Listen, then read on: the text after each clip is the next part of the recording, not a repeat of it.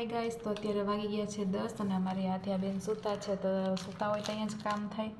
તો મેં આજે રાઈસ પોટેટોના સાબુ બનાવ્યા છે. આ ફેશિયલ બાર છે. તો બની તો ગયા છે, પણ ખાલી આને છે ને પેકિંગ કરવાના બાકી છે. તો બસ હવે એ સૂતી છે ને, તો બસ આવી નાની કોથળીમાં આવી રીતના પેકિંગ કરવાના છે. આ છે હલ્દી ચંદનના છે અને આ છે ડી10ના કોફીવાળા છે.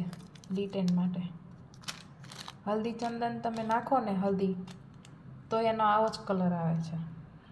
કોઈ હલ્દી છે તો પીળો કલર આવે એવું કાંઈ નથી. બધું આવી રીતના આવો જ કલર આવે છે. અને બધાયથી મોસ્ટ વાયરલ હોય ને તો આ છે રાઈસ પોટેટો. હું એક કાઢીને બતાવું.